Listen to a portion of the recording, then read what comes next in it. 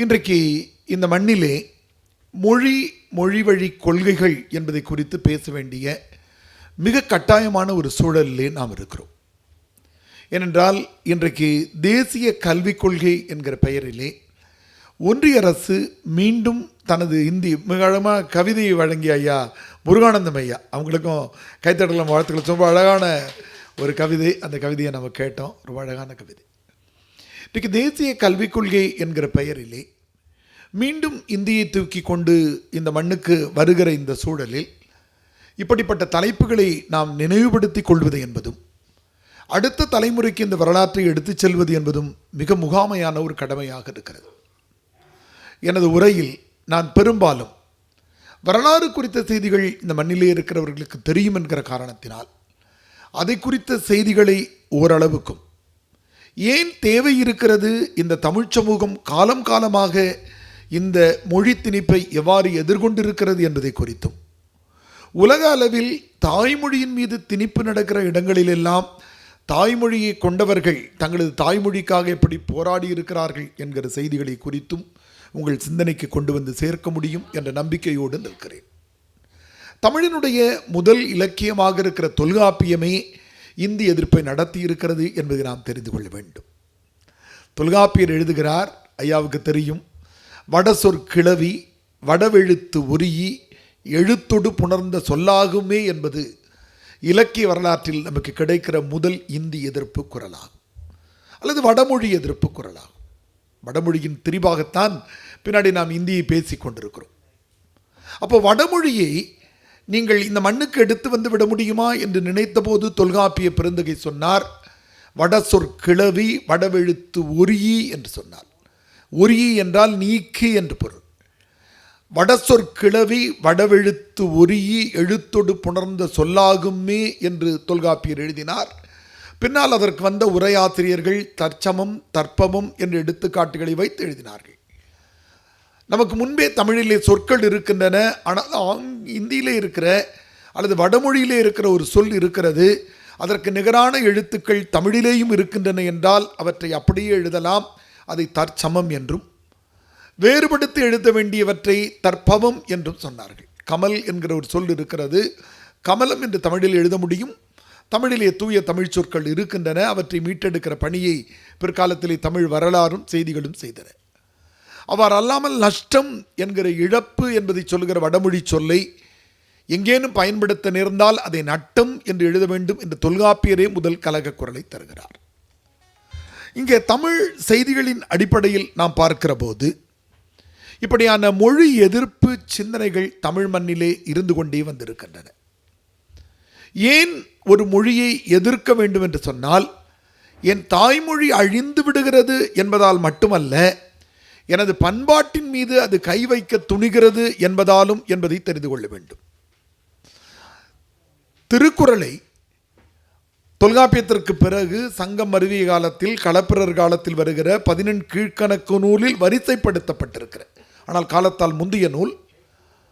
அந்த நூல் ஆரியத்தை முற்றிலுமாக எதிர்த்திருக்கிற ஒரு நூல். ஆனால் திருவள்ளுவருக்கு காவிச்சாயம் பூசிவிடுமா முடியுமா என்று இன்று இவர்கள் முயற்சி செய்து கொண்டே இருக்கிறார்கள். 5 அவித்தான் ஆற்றல் அகல் விசும்புளார் கோமான் இந்திரனே சாலும் கரி என்று எழுதினால் படிக்க தெரியாத இவர்கள் என்ன சொல்லிக் கொண்டிருக்கிறார்கள் என்றால், திருக்குறளில் இந்திரன் இருக்கிறான் என்று எழுதி கொண்டிருக்கிறார்கள்.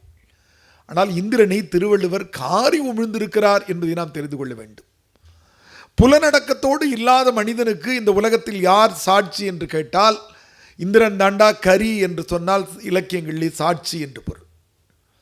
அப்போது மொழியை எதிர்ப்பதல்ல, மொழியின் வழியாக இந்த பண்பாட்டு செய்திகள் நமக்கு திணிப்பாக வருகிற போது அவற்றை எதிர்ப்பதை காலம் காலமாக தமிழ் மண் செய்து வந்திருக்கிறது. இந்த வரலாற்றில் சங்க இலக்கியங்களில் நாம் மறந்துவிடக்கூடாத ஒரு பெயர் இருக்கிறது. அந்த பெயரிலேயே வரலாறு இருக்கிறது. ஆரிய படை கடந்த நெடுஞ்செழிய பாண்டியன். அந்த பெயரே ஒரு வரலாற்றை சொல்லிவிடுகிறது. ஆரிய படையை வெற்றி கொண்டவன் என்றால் அவன் 183வது பாடலை புறநானூற்றில் எழுதுகிறான். மிக நீண்ட பாடல். உற்றுழி உதவியும் உருபொருள் கொடுத்தும் என்று தொடங்குகிற அந்த பாடலினுடைய கடைசி வரிகளிலே ஆரிய நெறிக்கு எதிராக தமிழ் ஒரு குரலை எழுப்புகிறது. வேற்றுமை தெரிந்த நாற்பாலுள்ளும் கீழ்ப்பால் ஒருவன் கற்பின் மேற்பால் ஒருவனும் அவன் கண் படுமே என்று ஆரிய படைகடந்த நெடுஞ்செழிய பாண்டியன் 183வது பாடலிலே அந்த செய்திகளை கொண்டு வந்து சேர்க்கிறார். அப்படியானால் ஒரு மொழி எனக்கு பிறப்புக்கும் எல்லா உயிர்க்கும் என்று பேசிக்கொண்டிருக்கிற இந்த தமிழ் மண்ணிலே வேற்றுமையை நீ கொண்டு வந்து தருவாய் என்று சொன்னால் எங்களுக்கு அந்த வேறுபாடுகளை நாங்கள் ஏற்றுக்கொள்ள அநியமாக இல்லை, உங்களை எதிர்ப்பதற்கு நாங்கள் தயாராக இருக்கிறோம் என்கிற கலக குரலை ஆரிய படை கடந்த நெடுஞ்செழிய பாண்டியன் செய்கிறார். அப்படி இந்த மொழி நமக்கு மொழி திணிப்பாக மட்டும் அமைந்து விடுவதில்லை, அது பண்பாட்டுக்கு எதிரான, நாம் வாழ்ந்து கொண்டிருக்கிற மாந்தநேய செய்திகளுக்கு எதிரான செய்திகளை, புனைவுகளை அது வைத்திருக்கிறது என்கிற காரணத்தினாலும் நாம் எதிர்க்க வேண்டியவர்களாக இருக்கிறோம். வீரமர்த்தினி அம்மா ரொம்ப அழகாக சொன்னார்கள், நான் வெளிநாட்டுக்கு செல்ல வேண்டும் என்றால் பிரெஞ்சு மொழியை படிப்பதற்கோ ருஷ்ய மொழியை படிப்பதற்கோ அநியமாக நான் இருக்கிறேன், படித்துவிடக்கூட எனக்கு நேரமும் வாய்ப்பும் கிடைக்கலாம். ஆனால் மனிதநேயத்திற்கு எதிராகவும் ஒரு மனிதனை பிரித்து வைக்கிற செய்தியும் இருக்கிற ஒரு மொழியை இந்த தமிழ் மண் எப்பொழுதும் எதிர்த்தே வந்திருக்கிறது. அப்படித்தான் காந்தியடிகள் இந்த சிந்தனையிலே முதல் முறையாக தோற்று போகிறார். அவர் என்ன நினைக்கிறார் என்றார், 1905 1914 இந்த இடைப்பட்ட காலகட்டத்திலே மகாத்மா எழுதுகிற இன்றைக்கு இருக்கிற அரசியல் நிலைப்பாட்டிலே நாம் பேராய கட்சி ஆதரிக்க வேண்டிய சூழலில் இருந்தாலும் வரலாற்று பிழைகளை அந்த கட்சி நீண்ட நாள் செய்தே வந்திருக்கிறது. காந்தியடிகள் சிந்திக்கிறார், அவர் அப்படி சிந்திக்கிறார், அவர் சிந்தித்ததிலே தவறில்லை. தம் மக்கள் அறிவுடைமை என்று வள்ளுவ பெருந்தகை சொல்லுவதைப் போல காந்தியை விட சிந்திக்கக்கூடிய அறிவு சூழலிலே நாம் இருக்கிறோம். காந்தியை முழுமையாக ஏற்றுக்கொள்ள வேண்டும் என்பது இல்லை.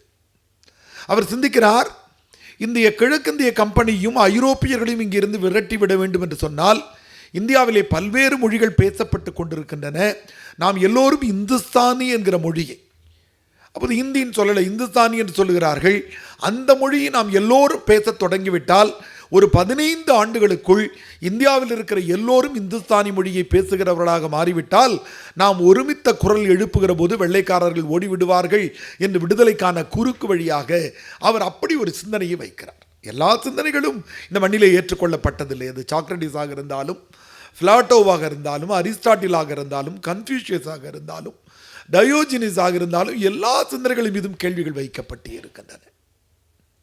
அம்மா அவர்கள் மிக அழகாக சொன்னதைப் போல 35-37 தமிழ்நாட்டிலே ராஜாஜி அவர்கள் இருக்கிற போது, ராஜாஜியினுடைய வரலாற்று பிழைகள், அவரை பெரியார் குல்லூகப்பட்டர் என்று சொன்ன செய்திகளும், எந்த அளவுக்கு குலக்கல்வியை கொண்டு வந்து சேர்த்து விட முடியுமா என்று உள்நுழைவு வேலைகளையும் செய்தவர், இந்தியையும் கொண்டு வந்து சேர்க்க முடியுமா என்று 35-37 நடக்கிறதும் முதல் இந்தி எதிர்ப்பு போராட்டத்தை நாம் சந்திப்பதையும் பார்க்கிறோம். அப்பொழுது அந்த காலகட்டத்திலே இந்த மொழி என்பது ஒரு செய்தியாக, செய்தி பரிமாற்ற கருவியாக மட்டும் இருப்பதில்லை என்பதை தமிழ் மண்ணும் தமிழ் நிலப்பரப்பும் உணர்ந்து தலைப்பட்டு ஆய்வு கட்டுரைகள் வந்து கொண்டே இருந்த காலகட்டம். கிட்டத்தட்ட 1935க்கு பிறகு வருகிற இந்திய விடுதலை சார்ந்த நாளிதழ்களாக மட்டுமல்லாமல் திருவிக்கா போன்றவர்கள் எழுதுகிற நவசக்தி, தேசபக்தன் போன்ற இதழ்களிலே இலக்கியங்கள் சார்ந்தும் மொழி சார்ந்தும் சங்க இலக்கியங்கள் ஓலைச்சுவடைகளிலிருந்து மீட்டெடுத்து அச்செடுக்கப்பட்டிருந்த காலகட்டம் என்பதால் நமது மொழியும் நமது மொழி வழி பண்பாடும் இலக்கிய பரப்பிலே பரவிக்கொண்டிருந்த காலகட்டத்திலே 35 இந்த செய்தி முதல் முறையாக தமிழகத்திலே வந்து விழுகிறது. இந்தியா முழுவதும் இந்தியை மொழியாக அறிவித்து விட வேண்டும் என்று காங்கிரஸ் கட்சி தனது தீர்மானத்திலே அறிவிக்கிற செய்திகளையும், அந்த நேரத்தில் ஆட்சியில் இருக்கிற கவர்னர் ஜெனரல் மூலமாக அப்படி ஒரு திட்டத்தை போடுகிற ஒரு அரசியல் சட்ட திருத்தத்தை செய்வதற்கு அவர்கள் முயல்கிற போது எதிர்ப்பு குரல்கள் தமிழ்நாட்டிலே இருந்து எழுகின்றன. இந்த 35 இந்திய எதிர்ப்பு போராட்டம் என்பது மிகச்சிறப்பு வாய்ந்தது. பல்வேறு இடங்களிலே, கிட்டத்தட்ட திருச்சியினுடைய ஒரு மாவட்ட கூட்டத்திலே நடைபெறுகிற இடத்திலே பேரறிஞர் அண்ணா அவர்களும் தந்தை பெரியார் அவர்களும் ஆற்றியிருக்கிற அந்த உரையும் அவர்கள் வைத்திருக்கிற வரலாற்று தரவுகளும் நாம் மீண்டும் மீண்டும் எடுத்து படிக்க வேண்டியவை, சிந்தித்து பார்க்க வேண்டியவை, எல்லாவற்றையும் சொல்லியிருக்கிறார்கள். இந்த வரலாற்றின் அடிப்படையிலே நமது பெரியார் நூலக வாசகர் வட்டத்தோடு நெருங்கிய தொடர்பில் இருக்கிற அன்பிற்குரிய ஐயா தாக்கு திவாகரன் அவர்களுடைய பாட்டனார் உமா மகேஸ்வரன் அவருடைய பங்களிப்பு மிக முகாமையானது. அவருக்கான நம்ம கைத்தட்டல் தரலான்னு ஐயா நினைக்கிறாங்க. அந்த கைத்தட்டல் நாம் நல்லாவே தரலாம். ஏனென்றால் அப்படி இருப்பதால் தான் அவர்கள் நம்மோடு இணைந்து பழகி கொண்டிருக்கிறார்கள். அவர்கள் அப்படிப்பட்ட நிலையிலே இருக்கிறார்கள். அப்படி உமா மகேஸ்வரன் அவர்கள் மிக பெரும் கலக குரல்களை எழுப்புகிறார். எப்படியெல்லாம் ஏமாற்றி இருக்கிறார்கள் என்பதை நாம் தெரிந்து கொள்ள வேண்டும். மருத்துவம் படிப்பதற்கு சமஸ்கிருதம் படிக்க வேண்டும் என்ற கட்டாய சூழலை 1900 தொடக்கத்திலே இருந்திருக்கிறது. உமா மகேஸ்வரனார் அவர்கள் கரந்தையில் இருக்கிற அந்த கல்லூரியிலே சம்பந்தமில்லாத படிப்பை படிப்பதற்கு கூட சமஸ்கிருதத்தை படிக்க வேண்டும் என்று திணிக்கிற அந்த சூழ்நிலை இருக்கிற போது அதற்கு எதிராக குரல் தருகிறவராக அவர் இருந்திருக்கிறார். அந்த அறக்கட்டளையில் இருக்கிறவர்கள் யார் என்கிற செய்திகளை நாம் எடுத்து பார்க்கிறோம். இப்படி மீண்டும் மீண்டும் இந்த இந்திக்கான குரல்கள் ஒலித்து கொண்டே இருக்கின்றன. ஒரு வரலாற்று செய்தியை நாம் தெரிந்து கொள்ள வேண்டும். தமிழகத்திலே இந்த செய்தி எழுவதற்கு முன்பாகவே ஒரிசாவிலே இதற்கான எதிர்ப்பு நிகழ்ந்திருந்திருக்கிறது என்பதை நாம் பார்க்கிறோம். முதலில் இந்திய அளவில் 1930-35 தான் நாம் இங்கே நமக்கு திணிப்பு அப்பொழுதுதான் வருகிறது, அப்போது எதிர்ப்பு தெரிவிக்கிறோம். ஆனால் முதலில் எங்கே இந்த எதிர்ப்பு தொடங்கி இருக்கிறது என்றால் 2 நாட்கள் முன்பு இந்திய ஆட்சி பணியிலே முடித்து இன்றைக்கு உலக தமிழ் ஆராய்ச்சி நிறுவனத்தினுடைய தலைவராக இருக்கிற அன்பிற்கும் பெருமைக்கும் உரிய பாலகிருஷ்ணன் ஐயா அவர்கள் கூட அதை குறிப்பிட்டார்கள். அந்த முதல் எதிர்ப்பாக ஒரியாவிலே அந்த மொழி திணிக்கப்படுகிற போது மிக எதிர்ப்பு குரல் ஒன்று ஒலிக்கிறது. அதற்கு பிறகு 1965-67களிலே இந்த காலகட்டத்திலே தமிழகமே பற்றி எரிந்தது என்று சொல்லலாம். தாளமுத்துவும் நடராஜனையும் நமது இளம் தலைமுறைகளுக்கு நாம் கொண்டு சேர்க்க வேண்டியவர்களாக இருக்கிறோம். அங்கே இருக்கிற அந்த வரலாற்று சிறப்புமிக்க பெயர்கள் எல்லாம் பாடங்களாக பிள்ளைகளுக்கு வைக்கப்பட வேண்டும். அந்த பெயர்கள் எதையும் நாம் மறந்துவிடக்கூடாது என்ற நிலையிலே அவ்வளவு பெரிய தியாகங்களை அவர்கள் செய்திருக்கிறார்கள். நடராஜன் அவர்கள், தாளமுத்து அவர்கள், கீழப்பழுவூர் சின்னசாமி அவர்கள், நம்முடைய கோடம்பாக்கத்தை சார்ந்த சிவலிங்கம் அவர்கள், எவ்வளவு பேர் பாருங்கள். நம்முடைய அரங்கநாதன் அவர்கள், கீரனூர் முத்து, நம்முடைய சிதம்பரம் அண்ணாமலை பல்கலைக்கழகத்திலே நாங்கள் பயின்ற மாணவர், அவருடைய சிலைக்கு அருகில்தான் நாங்கள் பயின்ற பொறியியற் கல்லூரியே இருக்கிறது. ராஜேந்திரன் அவர்கள், சத்தியமங்கலம் முத்து அவர்கள், மயிலாடுதுறை சாரங்கபாணி, தண்டபாணி, சண்முகம், விரண்மலை சண்முகம், வீரப்பன் போன்றவர்கள் எல்லாம் இந்த போராட்டத்திலே தங்களது உண்ணாநோன்புகளை அவர்களுக்காக நம்ம ஒரு கைத்தட்டல் வாழ்த்துக்களை சொல்லலாம். அதில் தான் இந்த ஜனவரி 25 என்பதை மொழிப்போர் தியாகிகள் தினமாக நாம் கொண்டாடுகிற காரணமே தாளமுத்து நடராஜன் தான். கலைஞர் மறக்காமல் அந்த பெயரை கொண்டு ஒரு அரசாங்க கட்டிடத்திற்கு வைத்தார் பாருங்க தலைமையகத்தில். அதற்காகவே முத்தமிழறிஞருக்கு நாம் ஏன்னா ஒரு பிள்ளைகள் பார்க்கிற போது அந்த கல்லூரியிலே நம்முடைய மாநில கல்லூரி பிள்ளைகளும் சென்னை பல்கலைக்கழக பிள்ளைகளும் போகிற போது அதில் ஒரு 10 விழுக்காடு பிள்ளைகள் மீண்டும் சிந்தித்து பார்ப்பார்கள். இப்பொழுது மொழி எதிர்ப்பு என்று பார்க்கிற போது ஒரு புள்ளி விவரம், மிக அதிர்ச்சியான ஒரு புள்ளி விவரம் இருக்கிறது. 1700களிலே இந்தியாவிலே பேசப்பட்டு கொண்டிருந்த மொழிகளினுடைய எண்ணிக்கை 1672 மொழிகள் என்று கிழக்கிந்திய கம்பெனியும் பிரிட்டிஷ் அரசாங்கமும் கணக்கெடுத்திருந்திருக்கிறது. ஆனால் இன்றைக்கு எவ்வளவு மொழிகள் இருக்கின்றன என்று பார்த்தால் இன்னைக்கு 600-700 மொழிகள் மட்டுமே இருக்கின்றன. மீதி மொழிகள் எல்லாம் எங்கே காணாமல் போய்விட்டன என்று பார்த்தால் பிற மொழிகளை ஏற்றுக்கொண்ட காரணத்தினால் அந்த மொழிகள் எல்லாம் அழிந்து விட்டிருக்கின்றன. உலக அளவிலேயும் இந்த சிக்கல்கள் நடந்திருப்பதை நாம் பார்க்கிறோம். மிக குறிப்பாக எத்தனை மொழிகள் இந்தியாவிலே அழிந்திருக்கின்றன என்ற ஒரு பெரும் பட்டியலை நமக்கு இணையத்திலே தேடுகிற போது கிடைக்கிறது. பல்வேறு மொழிகள் இன்றைக்கு கூட அழிகிற நிலையிலே இருக்கிற மொழிகளிலே பல்வேறு வட இந்திய மொழிகள் இருந்து கொண்டே இருக்கின்றன. அச்சமூட்டுகிற நிலையிலே அந்த மொழிகள் அழிவு நிலையிலே இருந்து தடுமாறி கொண்டிருப்பதாக யுனெஸ்கோ நிறுவனம் தெரிவித்திருக்கிறது. இப்படி இங்கிலாந்திலே ஆங்கில மொழியை ஏற்றுக்கொண்ட காரணத்தினால் இங்கிலாந்தில் இருந்த பல மொழிகள் அழிந்துவிட்டன. இப்படி ஒரு மொழியை நாம் ஏற்றுக்கொள்ளுகிற போது மொழி முழுமையாக அழிந்து விடுவது மட்டுமல்ல, நமது பண்பாட்டு கூறுகளும் சேர்ந்து அழிந்து விடுகின்றன. அதுதான் இன்றைய தேவையாக நான் உங்களிடத்திலே முன்வைக்க விரும்புகிறேன். தொல்காப்பியம் ஏதோ ஒன்றை எழுதி வைத்துவிட்டு போன செய்தி அல்ல. தொல்காப்பியத்திலே 10 வகை பொருத்தங்கள் குறித்தும் 10 வகை பொருத்தம் இன்மை என்பதை குறித்தும் இருக்கிறது. ஐயா வெற்றியழகனார் இருக்கிறார். அங்கேயும் 10 வகை பொருத்தங்கள் நமக்கு பார்க்கப்பட்டிருக்கின்றன. ஆனால் அந்த 10 வகை பொருத்தங்கள் என்னவென்றால், அருளும் அன்பும் உடையவர்களாக தலைவனும் தலைவியும் ஒத்த நிலையில் இருக்கிறார்களா என்று பார்க்க வேண்டிய நிலையிலே 10 வகை பொருத்தங்களை தொல்காப்பியம் சொல்லுகிறது. ஒரு வீட்டில் இருக்கிற தலைவன் தனது வீட்டுக்கு வருகிற விருந்தினர்களுக்கெல்லாம் உணவு தர வேண்டும் என்று நினைக்கிறான். ஆனால் தலைவி தர வேண்டாம் என்று நினைக்கிறாள் என்றால் 2 பேருக்கும் திருமணம் செய்து வைத்தால் அது வாழ்க்கையை சிக்கலாக மாறிவிடும். 2 பேருமே தரக்கூடாது, முயற்சி புரியத்தனை ஐயா வந்திருக்கிறாங்க. 2 பேருமே தரக்கூடாதுன்னு செய்கிறவங்களுக்கு கூட நம்ம கல்யாணம் பண்ணி வச்சிடலாம். ரெண்டு சொந்தக்காரனையும் ஒதுக்கி விட்டு வாடுறவங்களையும் பார்க்கிறோம் நம்ம. அப்பொழுது நம்முடைய தொல்காப்பியத்துக்கு உரை எழுதுகிற போது நம்முடைய இந்த காந்தர்வ முனை என்று அவன் சொல்லுகிற 8 வகை மனமுறைகளிலே குறிஞ்சி, முல்லை, மருதம், நெய்தல், பாலை என்கிற இந்த 5 திணைகளும் அவன் சொல்லுகிற ஒரே ஒரு திருமண முறையோடு பொருந்தி போய்விடுகிறது. மீது எல்லாமே பிசாசம். அப்படின்னா யாருடன் வேண்டுமானாலும் இன்றைக்கு நடந்து கொண்டிருக்கிற இந்தியாவிலே இருக்கிற பல்வேறு புணர்வுகளை முன்னிறுத்துவதாக வடமொழியினுடைய கலாச்சாரம் இருந்து கொண்டிருக்கிறது.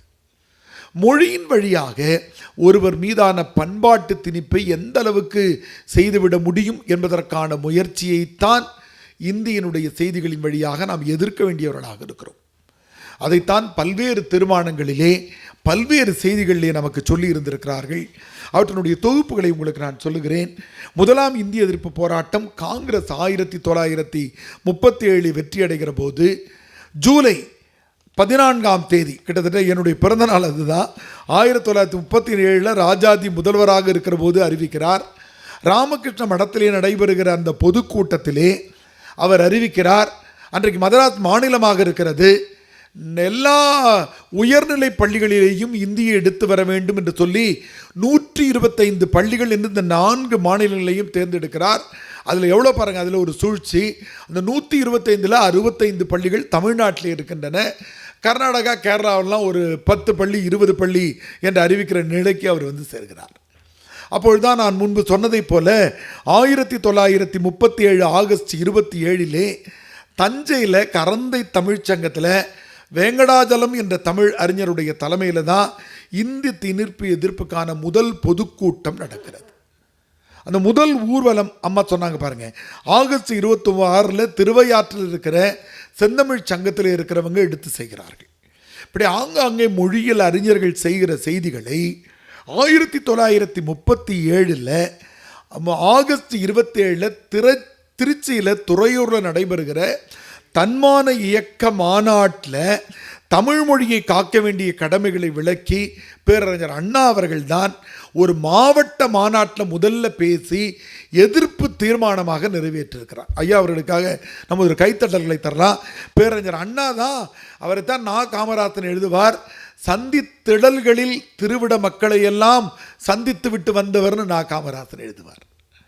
நா. காமராசன் பேரறிஞர் அண்ணாவை எழுதுகிற போது சொல்லுவார், கால் சதங்கை கட்டிய ஆட்டக்காரி போல் கைவிலங்கேந்திட காதல் கொண்டான்னு எழுதுவார். நாட்டியமாடச் செல்கிற இளம் பெண்கள் இந்த சலங்கை பூஜை முடிஞ்சிருச்சுனாக்கா காலில் எப்போவுமே சலங்கை கட்டி கொண்டு ஆட எப்படி விருப்பப்படுவார்களோ அப்படி பேரறிஞர் அண்ணா தன்னை யாராவது கைது செய்து கைவிலங்கை மாட்டி சிறைக்கு அழைத்து செல்வார்களா என்று விருப்பப்பட்டவன்னு நா. காமராசன் எழுதுவார். கால் சதங்கை கட்டி ஆட்டக்காரி போல் கைவிலங்கேந்திட காதல் கொண்டார். 1937 ஆகஸ்ட் 27 பேரறிஞர் அண்ணா அவர்கள் தன்மான இயக்க மாநாட்டில் தான் தமிழ் மொழி காக்க வேண்டி இந்த இந்தி எதிர்ப்பை ராஜாஜி எவ்வளவு சதித்திட்டமிட்டு நடத்தி கொண்டிருக்கிறார் என்பதை விளக்கமாக பேசுகிறார். இந்தி திணிப்பை பேசிய முதல் கூட்டமே அதுதான். இந்தி திணிப்பை அளவில் நடைபெற்ற முதல் மாநாடு நடக்கிறது. அது திருச்சியில் சென்னை மாநில தமிழர் மாநாடு.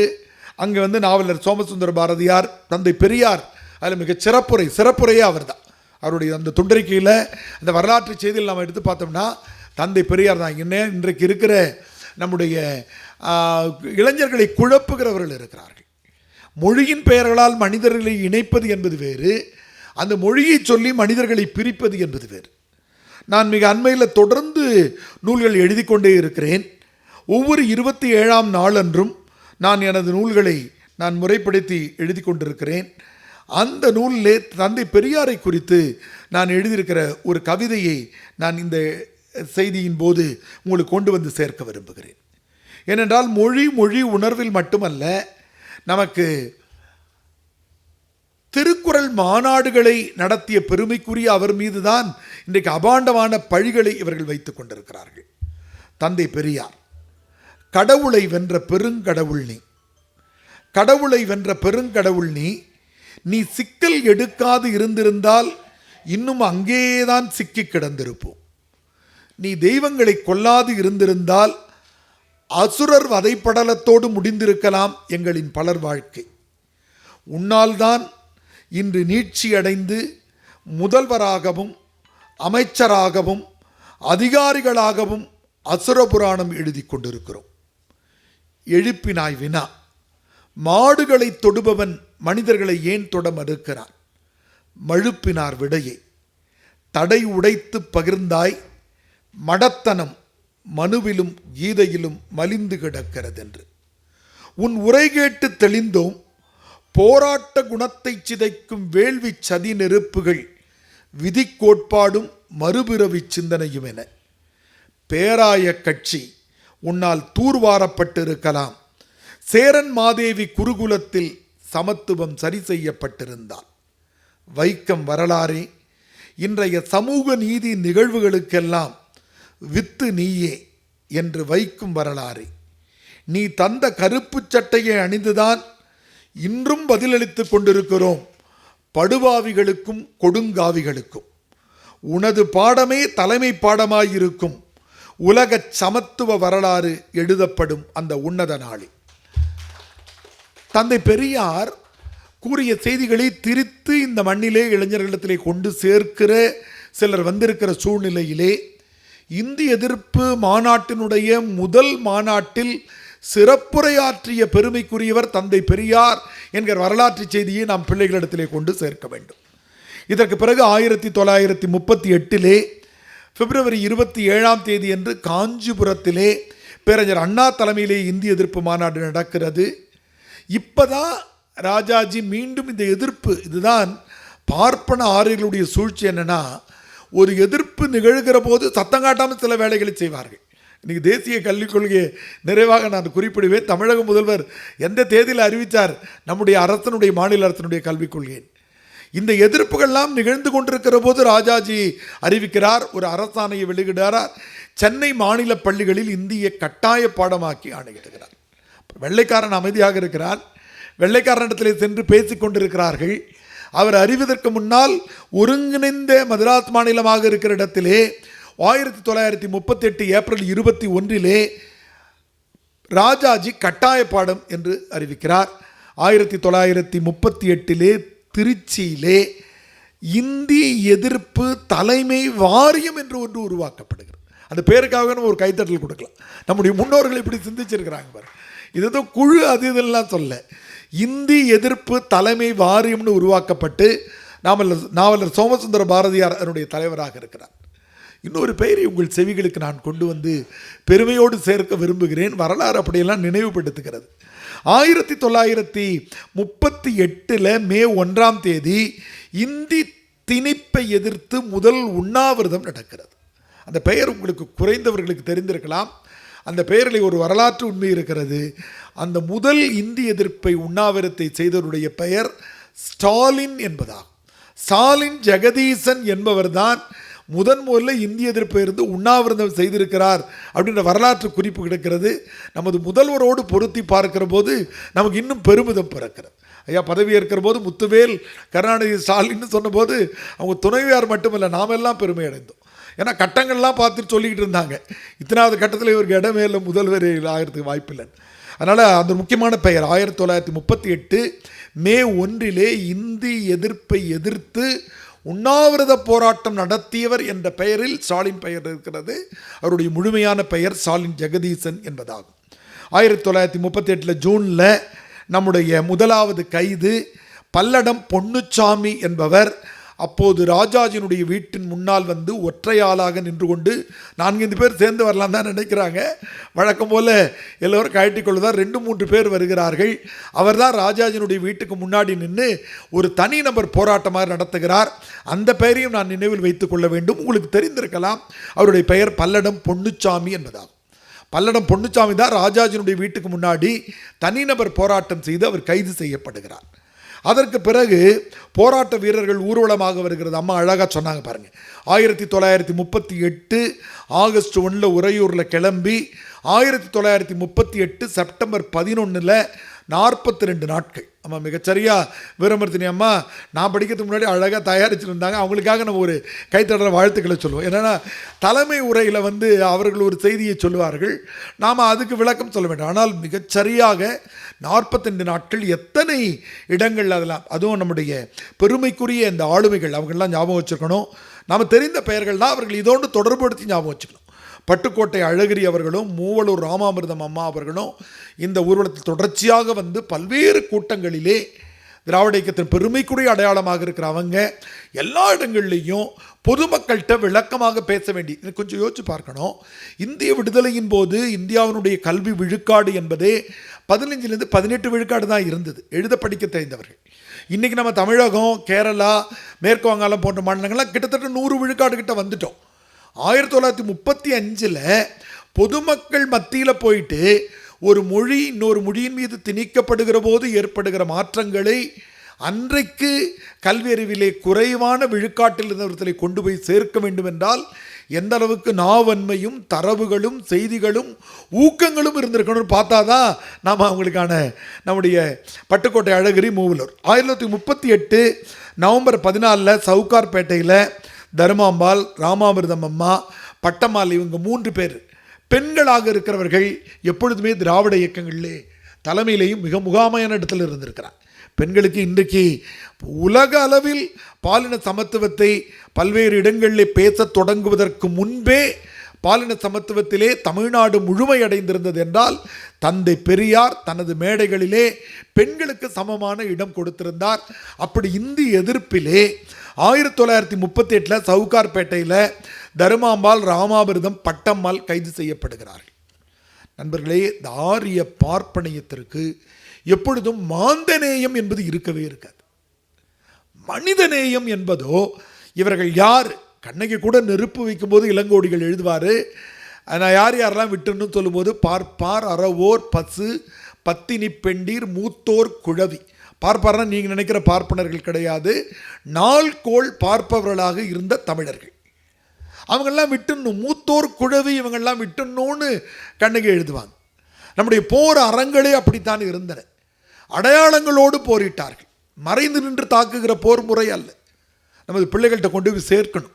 வெட்சி கரந்தை வஞ்சி காஞ்சுன்னு உன்னுடைய ஊரில் இருக்கிற செல்வத்தை, அன்றைக்கி செல்வம் மாடு தான், இன்றைக்கி உளறிட்டு இருக்கிறார். கேடில் வெடிச்செல்வம் கல்வி ஒருவருக்கு மாடு அல்ல மற்றையவைனா வேற பொருள். மாடுனா செல்வம். அன்றைக்கி ரூபாய் நோட்டுகள் இல்லை, பண்டமாற்று முறை இருந்தது, மாடு. இன்றைக்கி நான் மாடு மேய்க்கிறேன்னு ஒருத்தர் கிளம்பியிருக்கிறார். ஆனால் உண்மையான தீர்வு என்ன? தந்தை பெரியார் வழியிலையோ, பேரறிஞர் அண்ணா வழியிலையோ, முத்தமிழறிஞர் கலைஞர் வழியிலையோ சிந்தித்தா என்ன சிந்திக்க வேண்டும்? ஒரு ஐடி நிறுவனத்தில் இருக்கிறவன் என்ன சம்பாதிக்கிறானோ அதே சம்பளம் மாடு மேய்க்கிறவனுக்கு கிடைக்க வேண்டும். அதே சம்பளம் வெட்டியான் பணியில் இருக்கிறவனுக்கு கிடைக்கணும். முடித்திருத்து அதுதான சமூக தீர்வு. இல்லை நானும் மாடு மேய்க்கிறேன்னு ஒருத்தர் கிளம்பி போகிறார். அதுக்கு அந்த இருக்கிற குரல் அதுதான், கேடில் விழிச்செல்வம் கல்வி ஒருவருக்கு மாடு அல்ல மற்றையவை. அதான் ஒரு மன்னன் இன்னொரு மன்னன் மீது போர் தொடுக்கிற போது வெற்றி பூவை சொல்லிக்கிட்டு போய் மாட்டை பிடிச்சிட்டு வந்தான். தமிழர்கள் அடையாளங்களோடு போரிட்டார்கள். அடையாளங்களோடு கூடிய போர் நம்முடைய போர் முறைகளில் இருந்தது. ஒரு நெறி இருந்தது. காயம்பட்டவர்களை அடிக்க மாட்டார்கள், புறமுதுகு காட்டி ஓடுகிறவர்களை அடிக்க மாட்டார்கள், போர்க்கருவி இல்லாதவனை தாக்க மாட்டார்கள். ஆனால் பார்ப்பனையும் என்ன செய்கிறது பாருங்கள். 1938 நவம்பர் 14 சவுகார்பேட்டையில் நான் சொன்ன அந்த 3 பெண் ஆளுமைகள் தருமாம்பாள், ராமாமிர்தம், பட்டம்மாள் கைது செய்யப்படுகிறார்கள். நண்பர்களே, நெஞ்சில் வஞ்சத்தோடு குறித்து வைத்துக் கொள்ளுங்கள்.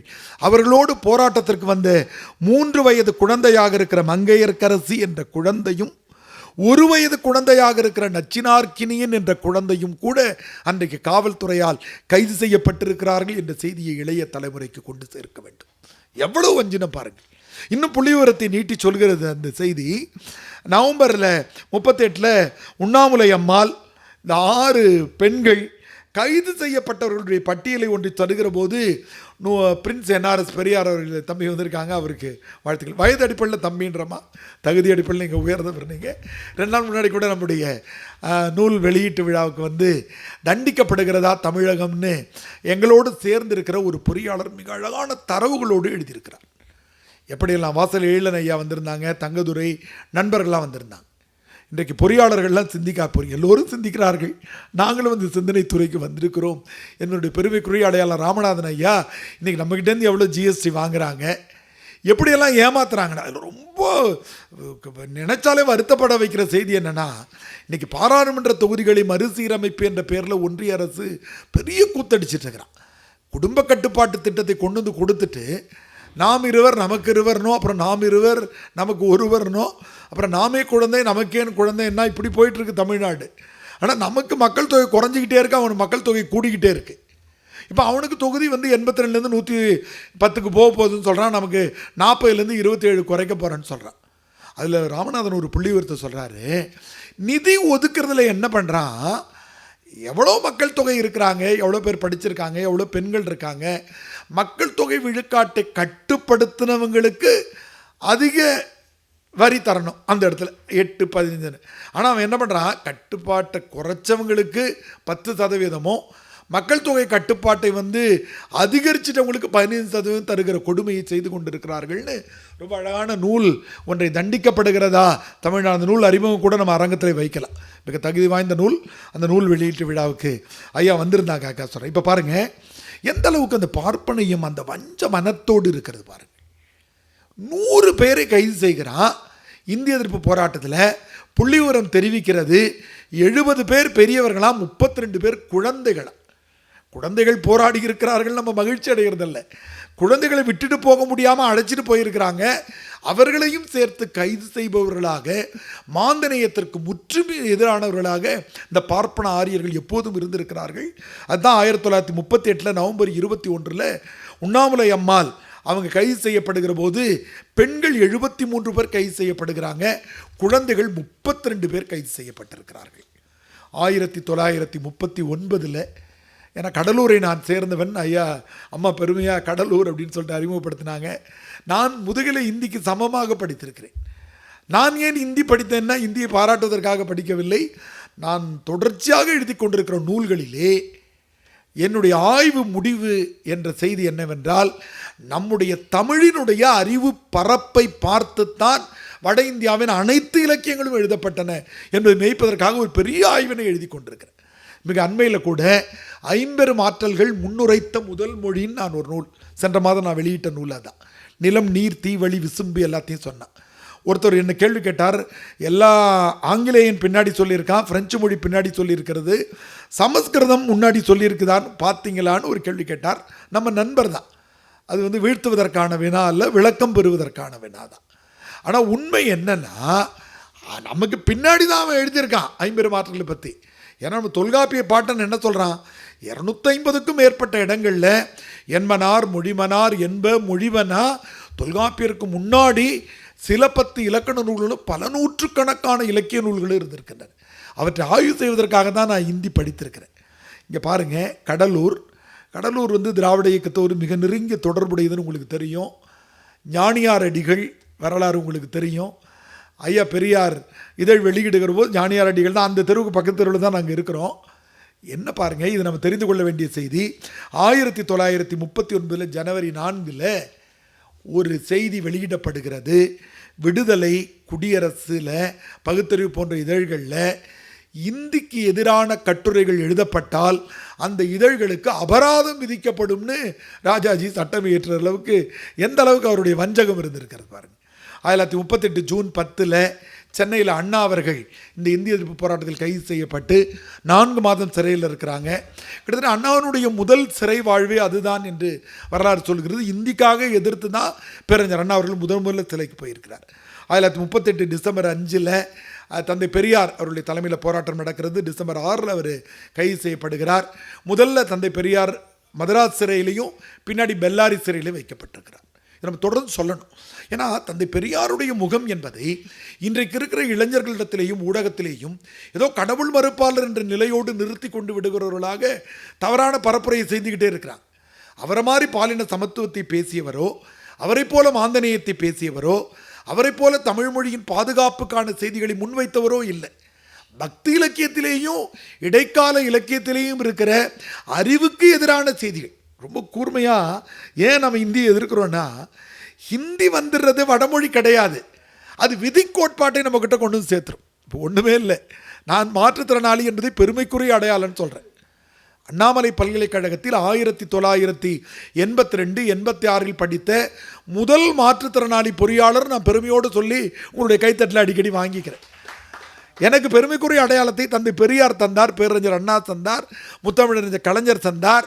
இன்றைக்கி இருக்கிற மாண்புமிகு முத்துவேல் கருணாநிதி ஸ்டாலின் அவர்கள் எங்களது உள்ளாட்சி துறைகளில் உலகத்தில் யாரும் செய்யலை, ஐநா சபை கவனிக்கிறான். உள்ளாட்சி துறைகளில் மாற்றுத்திறனாளிகளுக்கு 5% நியமன இடஒதுக்கீட்டை வழங்கியிருக்கிறார். நமக்கு தெரியல, எல்லாத்தையும் கைத்தட்டலாங்க ஐயா, எங்களுக்காக கைத்தட்டலாம். அப்படி செய்திருந்திருக்கிறாங்க. அப்போது என்னை பெரியார் எதை செய்திருந்திருக்கிறார், என்னை மதிக்கிற இடத்துக்கு தூக்கி வந்திருக்கிறார். இல்லைன்னா புதுக்குப்பத்தில் என்ன சொன்னாங்க, என்னை இந்தி இலக்கியமோ வடமொழி படித்த என்ன பண்ணியிருப்பாங்க, ஒன்றும் பண்ணியிருக்க மாட்டாங்க. என்னுடைய ஜாதகத்தை எடுத்து பார்த்து போன பிறவையை கண்டுபிடிச்சு போன பிறவில நீ பண்ண பாவண்டா, அதனால தான் இந்த பிறவில இப்படி இருக்குன்னு சொல்லியிருப்பான். அதான விதி கோட்பாடு. இதை தானே சொல்லி ஏமாற்றிட்டு இருந்தாங்க. இன்றைக்கி அறிவியல் என்ன சொல்லுது, போலியோவுக்கு சொட்டு மருந்து போட்டால், நான் 1965 பிறந்தவன், அப்போ போலியோ விழிப்புணர்வோ சொட்டு மருந்தோ இல்லை, நான் கால் தாங்கி நடக்கிறேன். ஆனால் இன்றைக்கு போலியோ சொட்டு மருந்து வந்த பிறகு யாருமே இந்த மாதிரியான பிள்ளைகள் பிறக்கிறதில்ல. அறிவியலுக்காக நம்ம ஒரு தடவை கைத்தட்டல் கொடுப்போமா? அப்போது அது விதி கிடையாது. அப்போது தந்தை பெரியார் என்பவர் கடவுள் மறுப்புக்காக மட்டும் பேச வந்தவர் அல்ல, பெண் உரிமைக்காக பேச வந்தவர், விதி கோட்பாட்டுக்கு எதிராக பேசியவர். ஏன் இன்றைக்கி நம்ம இந்தியோ வடமொழியோ வேண்டாம்னு சொல்லுகிறோம்னா, அது கொண்டு வந்து நமக்கு என்னத்தை சேர்க்குனாக்கா அறமற்ற வாழ்க்கையை கொண்டு வந்து சேர்க்கும். திருவள்ளுவர் சொல்கிறாரு, காண முயல் எய்த அம்பில் யானை பிழைத்தவேல் ஏந்தல் இனிது. பெருமைப்படலாம். முயல் மேலே அம்பு விட்டு வெற்றி அடைஞ்சேன்னு சொல்கிறத விட யானை மேலே அம்பு விட்டு தோத்து போயா உன் பேரன் ஜெயிச்சுக்கிட்டோன்றான். அது தமிழருடைய ஆரம். இன்றைக்கி மாற்றுத்திறனாளிகளுக்கும் திருநங்கைகளுக்கும் என்னுடைய 400 IAS அகாடமியில் இலவசமாக நான் பயிற்சிகளை கொடுக்குறேன். முதல் 2 ஆண்டுகள் எங்களுக்கு பெரிய வெற்றி கிடைக்கல, ஆனால் இந்த ஆண்டு பெருமைக்குரிய வெற்றி அடைந்திருக்கிறோம். முதல் ஆண்டிலேயே பூர்ணசுந்தரி என்கிற பார்வை மாற்றுத்திறனாளி, 2வது ஆண்டில் ரஞ்சித். உங்களுக்கு ஒரே ஒரு வாய்ப்பு இருந்தால் நான் அடுத்த வாரத்துக்கு கொடுத்து கூட தம்பி இங்கே வர முடியுமா பார்க்குறேன். இந்த முறை காமராஜ் என்கிற தம்பி வெற்றி அடைந்திருக்கிறார். எங்களுக்கு பெருமைக்குரிய மகிழ்ச்சி என்னன்னாக்கா, அவர் தமிழ் விருப்ப பாடம் என்கிட்ட படித்தவர் மட்டுமல்ல, UPSC முதன்மை தேர்வு அனைத்தையும் தமிழில் எழுதினவர். அவருக்காக தனி குழு உருவாக்கி எழுதுகிறோம். அதை விட ரொம்ப பெருமைக்குரிய செய்தி என்னென்னா, அவர் மாற்றுத்திறனாளி, கை கொஞ்சம் பாதிக்கப்பட்டார். விதி கோட்பாடுகளை மறுப்பதற்கு நமக்கு இந்த இந்திய எதிர்ப்பு என்பது மொழி கிடையாது. அந்த மொழியை நாம் எதிர்க்கிறோம், ஆங்கிலத்தை படிக்கிறோம், ஆங்கிலத்தில் எல்லாம் இருக்கிறது இல்லையா?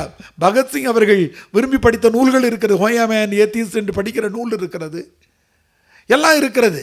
ஆனால் வடமொழியிலேயும் இந்தியிலேயும் மாந்தநேயத்திற்கு எதிரான செய்திகள் சொல்லப்பட்டு கொண்டே இருக்கின்றது. ஒன்று வேண்டாம், ஒரு சுருக்கமாக சொல்லுகிறேன். கர்ணனை கொல்ல வேண்டும் என்று திருக்குறள் என்ன சொல்லிச்சு? காண முயலெய்த அம்பில் யானை பிழைத்தவேல் ஏந்தல் இனிதுன்னு சொல்லிச்சு. உன்னுடைய முயற்சியில் வெற்றி அடைய வேண்டாம்ப்பா, உன் தலைமுறை ஜெயிச்சுக்கிட்டோம், ஆனால் அறத்தோடு வாழ். என்ஸ் அண்ட் மீன்ஸ் ஆங்கிலத்தில் சொல்வார்கள். வெற்றி முக்கியமல்ல, வெற்றியை அடைந்திருக்கிற வழி முக்கியமானது என்பது தமிழர் பண்பாடு. ஆனால் கர்ணனை கொல்லலாம் என்று முடிவு செய்யப்படுகிற அந்த புனை கதையில் என்னெல்லாம் செஞ்சாங்க பாருங்கள். தேர் சக்கரத்தை கடவுளே அழுத்துவார், அவங்க அம்மாவே போயிட்டு ஒரு தடவைக்கு மேலே அம்பு விட வேணான்னு சொல்லுவாங்க, அவருடைய கவச குண்டத்தை வாங்கிட்டு வந்துடுவாங்க. அப்போ அவங்களுடைய நோக்கம் என்னென்னா, இலக்கை அடையணும்னா எந்த வழியில் வேணாலும் இலக்கை அடையலாம் என்பதை வடமொழியும் இந்தியும் சொல்லி கொண்டிருக்கிறது. இலக்கை அடைவது முக்கியமல்ல, நீ நடக்கிற பாதை முக்கியம்னு தமிழ் சொல்லுகிறது.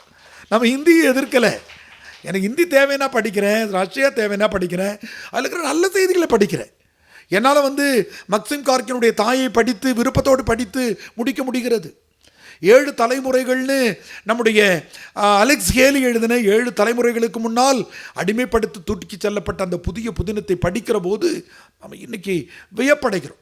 பிற மொழியில் இருக்கின்றதால் நம்ம தூக்கி போடலை. அப்போ பாருங்கள், தந்தை பெரியார் என்பவர் கடவுள் எதிர்ப்பின் அடையாளம் அல்ல, மாந்தநேயத்தின் அடையாளம். இன்றைக்கு சமமாக ஏன்னா யாரும் நீங்கள் இங்கே அரங்கத்துக்கு வந்தபோது மாற்றுத்திறனாளி அடையாளத்தோடு பார்க்கல. அம்மா என்னை IAS அகாடமி நடத்துகிறாரு, பொறியியல் படிச்சிருக்கு. இந்த அடையாளத்தை தந்தவர் தந்தை பெரியார். அந்த பெரியார் இந்திய எதிர்ப்பில் 1938 டிசம்பர் 5 போராட்டத்தில் கலந்துக்கிறார். 6 கைது செய்யப்பட்டு முதல்ல மதுராஸ் சிறையிலையும் பின்னாடி பெல்லாரி சிறையிலையும் அவர் இருக்கிறார். இந்த எல்லா போராட்டங்களையும் பார்க்கிற போது இவர் அப்புறம் தான் பார்த்தீங்கன்னாக்கா 1938 தான் நமது பெருமைக்குரிய இரும்பூதி எய்துகிற மொழி வழி போராட்ட தியாகிகளின் வரிசையிலே முதல்ல பொதுவாக நம்ம தாளமுத்து நடராஜன் சொன்னாலும் வரலாற்றில் முன்னாடி நடராஜன் தான், அப்புறம் தான் தாளமுத்து அவர்கள் நடராஜன் முதல்ல டிசம்பர் 5 உடல்நலம் கைது செய்யப்படுகிறாரு, உடல்நலம் பாதிக்கப்படுகிறது. 15/1/1939 முதல்ல நடராஜன் இயற்கை அடைகிறார். அதற்கு பிறகு தாளமுத்து அவர்கள் அதே போராட்டங்களை முன்னெடுக்கிறார், வரிசைப்படுத்துவதற்காக பிறகு என்று சொல்கிறேன். அவர் 11/3 அதாவது ஜனவரி மாதத்தில் நடராஜன் இயற்கை அடைகிறாரு. தாளமுத்து அவர்கள் 39 இயற்கை அடைகிறார். அதான் நம்ம சொன்னோம், அவருடைய பெயரை முத்தமிழறிஞர் கலைஞர் இருந்திருக்கார். 1939 மே 22 தான் நம்முடைய தந்தை பெரியார் விடுதலை செய்யப்படுகிறார். கிட்டத்தட்ட 5-6 மாதங்கள் இந்திய எதிர்ப்பு போராட்டத்திற்காகவே அவர் உள்ளே இருந்திருக்கிறார் என்ற செய்தியை நமது தலைமுறை பிள்ளைகளுக்கு கொண்டு போய் சேர்க்கணும்.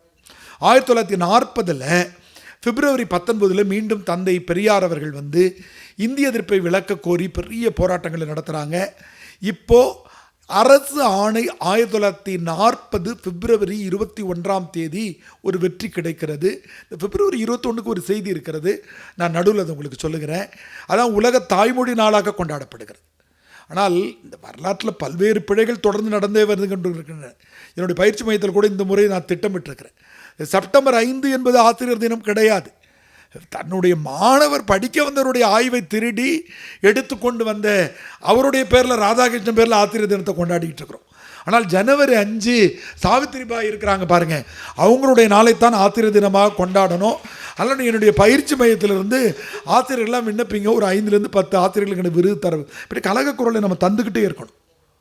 உலக தாய்மொழி நாள், அதில் நமக்கு ஒன்றும் வருத்தம் கிடையாது, மகிழ்ச்சி தான். ஏன்னா வரலாற்றை மெய்ப்பித்த நாள், பிள்ளைகளை கொண்டு போய் சேர்க்கணும். பாகிஸ்தான் பிரிகிறது, இஸ்லாமியம் என்ற மதத்தின் காரணமாக பிரிந்திருக்க முடியுமா என்ற கேள்விக்கான விடையை வங்கதேசம் பிரிகிற போது நமக்கு கிடைக்கிறது. உருதுலேருந்து உருதை நீ திணிக்கிறையா, நான் வங்கதேசத்து தான், வங்காள மொழி தான் எனக்கு வேணும்னு சொல்லிட்டு பங்களாதேஷ் ஏன் பிரிந்தது என்றால், மதத்தின் காரணமாக மனிதர்கள் சேர்ந்திருக்க முடியாது, மொழியின் காரணமாக தான் சேர்ந்திருக்க முடியும் என்பதை மெய்ப்பிப்பது தான் பங்களாதேஷனுடைய. அந்த வங்கதேச மொழி போராட்டத்திற்காக சில இளைஞர்கள் உயிர் விடுகிறார்கள். அதை ஐநா சபை ஏற்றுக்கொண்டு இது பண்ணுறாங்க. ஆனால் நாம் தொடர்ந்து கேட்க வேண்டும், ஜனவரி 25 தான் நமது மொழிப்போர் தியாகிகள் தினமாக கொண்டாடுகிற அந்த பகுதியைத்தான் உலக தாய்மொழி நாளாக அல்லது உலக தமிழ் மொழி வாரம். முதல்வர் ரொம்ப பெருமைக்குரிய பாவேந்தர் அவருடைய பிறந்த நாளும் மறைந்த நாளும் ஒரே மாதத்தில் வருகிறது. உங்களுக்கு தெரியும், ஏப்ரல் 29 பிறந்தார் 1891, ஏப்ரல் 21 மறைந்தார் 1964. இந்த வாரத்தை தமிழ் வாரமாக அறிவித்த முதல்வருக்காக நமது கைத்தட்டல்கள் நன்றிகளை சொல்லும்.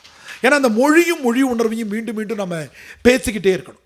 அப்போ இந்த தாளமுத்து நடராஜன் என்பவருடைய ஆண்டு 1939 ஜனவரி.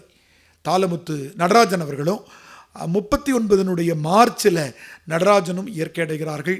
மிகப்பெரிய ஒளி தீபம். அன்றைக்கு தமிழ் மக்கள் மத்தியில் அன்றைக்கி மிக குறைவான ஊடகங்கள் தான், உங்களுக்கு தெரியும், கொஞ்சம் செய்தி பத்திரிகைகளும் வானொலிகளும் இருந்த நிலையில் அது இந்த செய்தி பரவலாக்கப்படுவதும் பொதுமக்கள் தளத்தில் அது மிகப்பெரிய எழுச்சியாக உருவாகிறது. நம்முடைய இந்த 1940 பிப்ரவரி 21 கிட்டத்தட்ட வரலாறு எழுதுகிறவர்கள் முதல் இந்தி போராட்டத்தை அரசாங்கம் பின்வாங்கிக் கொள்வதால் அது அத்தோடு நிறைவடைகிறது. மீண்டும் எப்போதுமே இந்த சனாதனம் படுத்து தூங்குகிற ஒரு பாம்பு மாதிரி, அதை அடித்து கொன்று விடவே முடியாது. மயங்கி கிடக்கும், மறுபடியும் எழுந்து நிற்கும், படம் எடுத்து ஆடும். அப்படி 1948 ஜூனில் மீண்டும் இந்திய விடுதலை அடைந்த உடனே ஜூன் 20 போராட்டம் 65 வந்தாலும் 48 கொஞ்சம் கொஞ்சமாக இந்த சனாதன பாம்பு படம் எடுக்கிறது. அரசு பள்ளிகளில் இந்தி கற்பிக்க மீண்டும் ஆணையை போடுறாங்க. 1948 ஓமந்தூரார் முதல்வராக இருக்கிற போது இந்திய எதிர்ப்பு மாநாடு சென்னையில் நடைபெறுகிறது. 1948 ஆகஸ்டில் 2வது இந்திய எதிர்ப்பு போராட்டம் அப்போவே தொடங்கிட்டதா சொல்கிறாங்க. வரலாற்று கருப்பு கொடி பெரிய அளவில் நடக்கிறது. 48 செப்டம்பர் 15 தந்தை பெரியார் அவர்கள் முன்னிறுத்திய அடிப்படையில் மாநிலம் முழுவதும் நமக்கு பெரிய மறியல் போராட்டம் நடக்கிறது. 1949 இதன் காரணமாகத்தான், அடிப்படையாக பல்வேறு காரணங்கள் இருந்தாலும் நம்முடைய ஓமந்தூரார் பதவி விலகுகிறார். இப்போ அடுத்த நிலையில் தான் 1910 இந்திய அரசியல் சட்டம் வருகிற போது அந்த அரசியல் சட்டத்தினுடைய எண்களை நம்ம சிலதெல்லாம் ஞாபகம் வச்சுக்கணும்.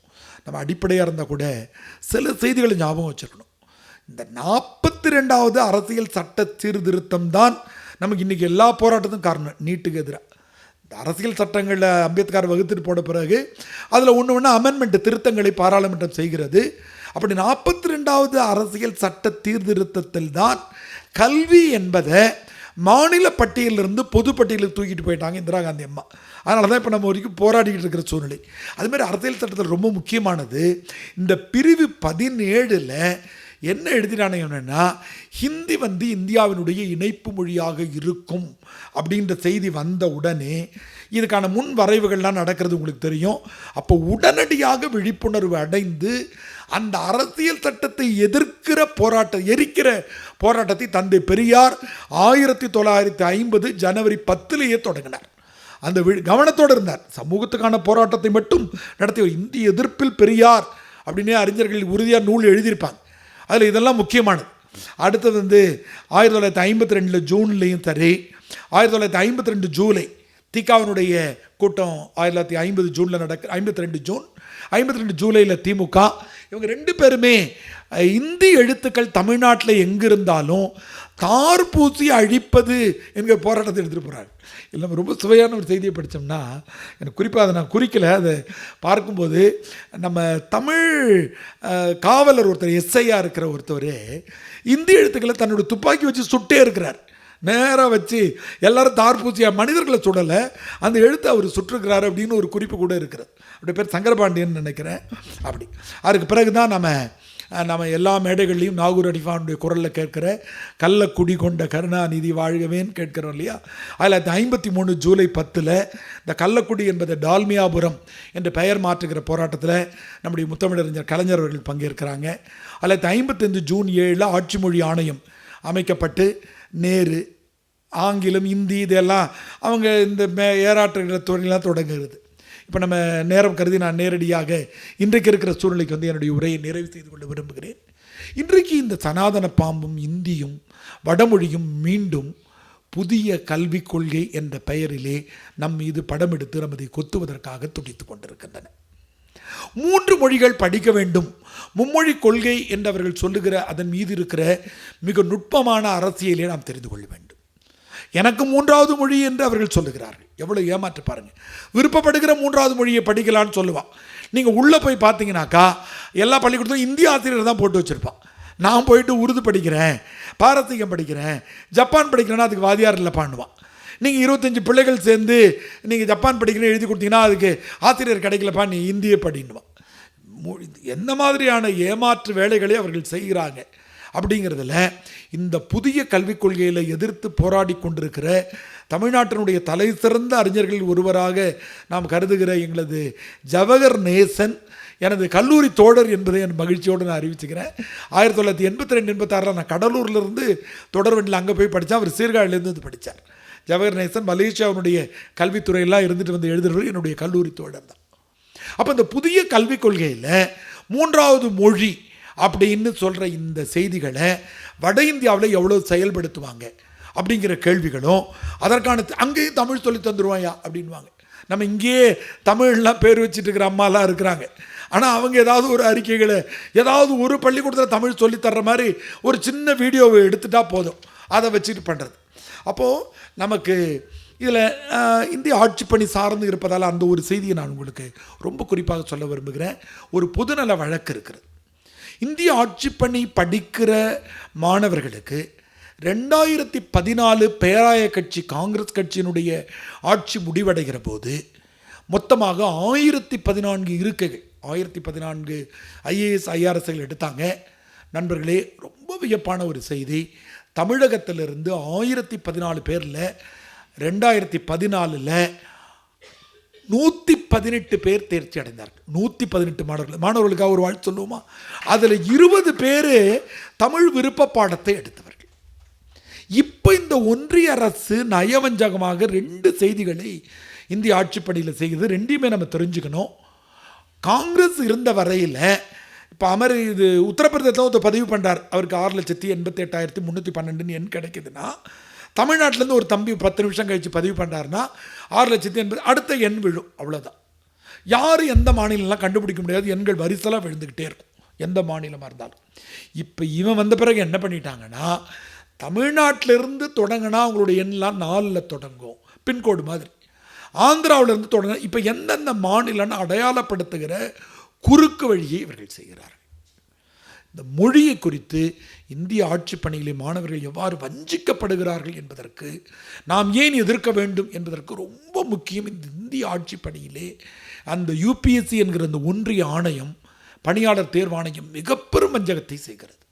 CSAT என்று ஒரு பேப்பர் இருக்கிறது, சிவில் சர்வீஸ் ஆப்டிடியூட் டெஸ்ட் என்பது. அது என்னன்னு கேட்டிங்கன்னா, காம்ப்ரஹென்ஷன். நம்ம தமிழில் உரைநடைகள் கொடுத்து கீழே கேள்வி கேட்பாங்கல்ல, பாவேந்தர் எழுதின நூல் எது, பாவேந்தர், அதில் உரைநடையிலே இருக்கும், ஒரே ஒரு கேள்வி வெளியிலேருந்து போடுவாங்க, காம்ப்ரஹென்ஷன் பேர். இதை போட்டு கேட்குறதும் கொஞ்சம் கணக்கு கேள்வி, 40 80 வினாக்கள் இருக்கும். அதில் 27 வினாக்களுக்கு விடை அளித்து அந்த தேர்வில் வெற்றி அடைஞ்சாதான் உங்களுடைய மற்ற GSன்னு சொல்லக்கூடிய ஜென்ரல் ஸ்டடீஸ் பேப்பரையே திருத்துவாங்க. என்னன்னா, ஆங்கிலத்தில் மட்டும் தந்தால் தவறு இல்லை, ஆனால் ஒன்றிய தேர்வாளர் ஆணையம் அந்த வினாத்தாளை ஆங்கிலத்திலும் தருகிறது, இந்தியிலும் தருகிறது. என்ன கொடுமை பாருங்க. நாங்கள் என்ன பொதுநல வழக்கு போட்டிருக்கோம் பிரபாகரன் வழக்கறிஞர் மூலமானு கேட்டிங்கன்னா, நீ ஒன்று ஆங்கிலத்தில் மட்டும் கொடு, அல்லது கொடுத்தீங்கன்னா பெரிய புத்தகமாக போட்டு 22 மொழியிலையும் தட்டச்சு பண்ணி கொடு. நீங்கள் கொஞ்சம் யோசிச்சு பாருங்கள், தமிழில் அந்த காம்ப்ரஹென்ஷன் தான் எப்படி பிள்ளைகள் எளிதாக பதில் சொல்லுவாங்க, ஹிந்தி படிக்கிறவனுக்கு அது எளிமையாக இருக்கிறது. அப்போது இந்த மொழியில் இந்த மாதிரி பல்வேறு செய்திகள் நமக்கு இந்திய நீதிமன்ற, இங்கே பாருங்கள், உச்ச நீதிமன்றத்தில் உயர் நீதிமன்றத்தில் நம்ம தமிழில் வழக்காடலாம் என்பதற்கு நாம் போராடுகிறோம், பெற்று விடுகிறோம். ஆமாம், வழக்கறிஞர் அவங்களுக்கு தெரியும். ஆனால் அதனுடைய மேல்முறையீட்டுக்கு உச்ச நீதிமன்றத்துக்கு போனால் ஆங்கிலத்தில் தான் நம்ம மேல்முறையீட்டு பண்ணணும். என்ன கொடுமை பாருங்கள். இன்றைக்கி இருக்கிற தொழில்நுட்பம் எப்படி இருக்கிறது. இன்றைக்கி நான் தமிழில் பேசிக்கிட்டே இருக்கிற போது ஒரு கேட்பு கருவியை நீங்கள் பொறுத்துக்கிட்டிங்கன்னா, செயற்கை நுண்ணறிவு காரணமாக உங்களுக்கு எந்த மொழியில் வேணுமோ அந்த மொழியில் கிடைக்கும். தெலுங்கில் வேணுமா, மலையாளத்தில் வேணுமா, இங்கிலீஷில் வேணுமா, ஃப்ரெஞ்சில் வேணுமா, எல்லாமே கிடைக்கும். ஆனால் இன்றைக்கி இருக்கிற சூழ்நிலையில் உச்சநீதிமன்றம் எந்த அளவுக்கு, இதில் என்ன காரணம் என்று கேட்டிங்கன்னா, இந்த பன்மைத்தன்மை, இந்த பன்மைத்துவம் என்ற செய்தியை மறுப்பதாக பார்ப்பனியும் எப்பொழுதும் இருந்து கொண்டிருக்கிறது. நானும் என் துணைவியாருமே வேறு தான். என்னுடைய மகள் தமிழ் முல்லை ஊடகத்தில் இருக்கிறாங்க. நாள்தோறும் அவங்களுக்கு கருத்து வேறுபாடுகள் வந்துக்கிட்டே இருக்கும். நான் ஒன்று சொல்லுவேன், அப்போ உங்களுக்கு தெரியவே தெரியாது, நீங்கள் கம்முன்னு இருங்கன்னுவாங்க. இல்லைம்மா, நம்ம எல்லாருமே இன்றைக்கி ஆட்டுக்கறி தான் சாப்பிட்ணும், இன்றைக்கி மீன் தான் சாப்பிட்ணும் தானே. மீன் பிடிக்காதுப்பா, யாராதான்பா பிடிக்கும். அப்போது உணவில் ஏதாவது ஒன்றை கொண்டு வந்து தேர்த்து விட முடியுமா? நமக்கு ஊடகங்களில் சொல்லிக்கிட்டே இருப்பான். நமக்கு வள்ளலாரன் அதிகமாக பேசுகிறவன் தான், இல்லைன்னு சொல்ல. கடலூர்லேயே வளர்ந்தவன், மீனில் தான் என் உடம்பே வளர்ந்துருக்கிறது. ஆனால் நான் உடனே வெஜிடேரியனுக்கு எல்லோரும் மாறிடணும் அப்படின்வா. நீங்கள் புள்ளிவிவரத்தை போய் படிச்சிங்கன்னா, வெஜிடேரியனாக மாறிட்டிங்கன்னா 4 ஆண்டுலேருந்து 40 ஆண்டுக்குள்ளே உலகத்தில் மிகப்பெரிய பஞ்சம் வந்துடும். அவ்வளோ நான்வெஜ் சாப்பிட்றவங்களால உணவு பசியும் அடங்கிட்டு இருக்கு. அப்போது ஒற்றையாக எடுத்துகிட்டு வரேன். நீ கறி வச்சுருந்தா தப்பு, உடையா நீ காவி நிறையில் உடுத்து, உயரம் கடவுளா இந்த கடவுளை நீ வழிபடு, இப்படின்னு ஒற்றை கலாச்சாரம், ஒற்றை பண்பாடு, எல்லாருக்கும் ஒன்று அப்படின்னு சொல்லக்கூடிய செய்தியை சொல்லுகிற இடத்தில்தான் இந்த இந்தி திணிப்பு என்பது இந்தியாவில் இருக்கிற கிட்டத்தட்ட இன்றைக்கு உயிர் வாழ்ந்து கொண்டிருக்கிற 700 மொழிகள், கிட்டத்தட்ட 4-5 மொழி குடும்பங்கள், இவற்றையெல்லாம் அழித்து நமது அடையாளங்கள். ஏன் கீழடியை சொல்ல மாட்டேன்டான்னா, கீழடியை சொல்லிட்டாக்கா அவனுக்கு முன்னாடி நாமன்னு தெரிஞ்சு போயிடும். நம்மளை பார்த்து தான் நான் எழுதுனான்னு நடுவில் சொன்னல, அது எளிதில் சொல்லிடலாம். நம்மளை பார்த்து தான் அவன் பண்பாடு வந்தது, நம்மளை பார்த்து தான் அவன் கட்டடக்கலை வந்தது, நம்மளை பார்த்து தான் அவன் மருத்துவம் வந்தது, நம்மளை பார்த்து தான் அவனுடைய சிற்பம், ஓவியம் எல்லாம் வந்ததுன்னு சொல்லிடுவோம். அதனால் அது சொல்லிடக்கூடாது. அப்போ அவனுடைய திட்டம் என்னென்னா, தனக்கு முந்தையவர்கள் யாரும் இருந்து விடக்கூடாது, அவர்களை உலக அறிஞர்கள் ஏற்றுக்கிறான். இன்றைக்கி இவன் சொல்லணுன்றது கிடையாது. கார்பன் டேட்டிங்கில் நம்முடைய அமர்நாத் ராமகிருஷ்ணன் சொல்கிற மாதிரி அறிவியல் அதை மாற்றி எழுத முடியாது. அப்போ இந்த இந்தி திணிப்பு என்பதை நாம் எப்படி பார்க்க வேண்டும் என்றால், இது மொழி அல்ல. மொழியை படிப்பதற்கு நாம் அந்நியமாக இருக்கிறோம். இன்றைக்கு இருக்கிற செயற்கை நுண்ணறிவு காலத்தில் வேறு மொழியே எனக்கு தேவையில்லை. ஒரு திரைப்படத்தில் சாகி சான் வடிவேல் மாதிரி பாட்டு கதையை சொல்லிட்டு போயிடுறார், முடிஞ்சு போயிடுது. அவர் தமிழ் பேசுகிறாரு, எந்த மொழியை வேண்டாலும் பேசுகிறார், எதை என்னால் புரிந்து கொள்ள முடிகிறது. கீழே சப்டைட்டில் போடுறாங்க, ஒளியே விடுகிறது. அப்படியானால் எனக்கு மொழியை நீ ஏன் திணிக்க வேண்டும் என்று விருப்பப்படுகிறாய் என்றால், தாய்மொழி வழியில் சிந்திக்கிற நாடுகள் புதிய கண்டுபிடிப்புகளை செய்கிறார்கள், புதிய சிந்தனைக்கு உட்பட்டவர்களாக இருக்கிறார்கள். கொரியாவிலேயோ ஜப்பான்லேயோ சீனாவிலேயோ புதிய கண்டுபிடிப்புகள் இருக்கின்றன. இன்றைக்கு எந்த அரசியல் சட்டம், எந்த சீர்திருத்தம் வந்தாலும் அதற்கு எதிர்வினையை தமிழ்நாடு என்ன ஆற்றுகிறது அப்படின்னு தான் முதல்ல கவனிக்கிறான். இங்கேருந்து பிடிஆர் பழனிவேல்ராஜன் என்ன சொல்கிறாரு, நம்முடைய முதல்வர் என்ன சொல்கிறாருன்னு கவனிக்கிறாங்க ஒன்றுக்கும். இதை பார்த்து இப்போ பல இடங்களில் பின்பற்றுகிறாங்க. மாற்றுத்திறனாளிகளுக்கு நியமன உறுப்பினர் தந்தபோது கர்நாடகாவிலேருந்து மாற்றுத்திறனாளி அமைப்பினுடைய மாநில தலைவர் நம்ம முதல்வருக்கு பக்கத்தில் உட்கார்ந்துருந்தார். வள்ளுவர் கோட்டத்தில், புதுப்பிக்கப்பட்ட வள்ளுவர் கோட்டத்தில் மாற்றுத்திறனாளிகள் தான் முதல் நிகழ்ச்சியை முதல்வர் நடத்தினார். அவர் கவனிச்சுட்டு அங்கே போகிறார்.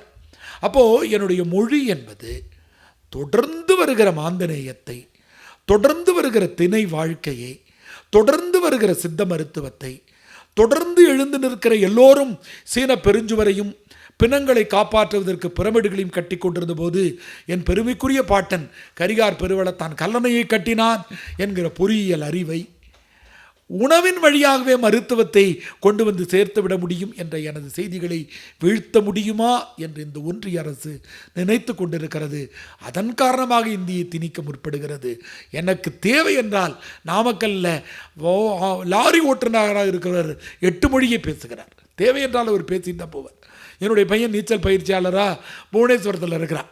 அவன் கொஞ்சம் கொஞ்சமாக ஒரே மொழியை தேவை என்றால் கற்றுக்கொள்வது என்பது வேறு, திணிப்பது என்பது வேறு. விருப்பப்பட்டு படிக்கிற இடத்தில் தங்களுக்கு தேவையான செய்தியை, கலையை, மொழியை, பண்பாட்டை எதையும் ஏற்றுக்கொள்ள தமிழர்கள் காலங்காலமாக அணியமாக இருந்திருக்கிறார்கள் என்பதை சொல்லி, மொழியின் திணிப்பின் வழியாக ஒற்றை மொழியை இந்த இந்தியாவில் கொண்டு வந்து சேர்த்துவிட முடியுமா என்கிற நயவஞ்சகத்தின் வடிவமாக இந்திய எதிர்ப்பு இருக்கிறது. எனவே இந்த வரலாற்றை மட்டும் நாம் தெரிந்து கொள்வது என்பது அல்ல, தொடர்ந்து தேவை இருக்கிறது என்பதை சொல்லி நல்ல வாய்ப்புக்கு நன்றி கூறி நிறைவு செய்கிறேன். நன்றி, மகிழ்ச்சி, வணக்கம்.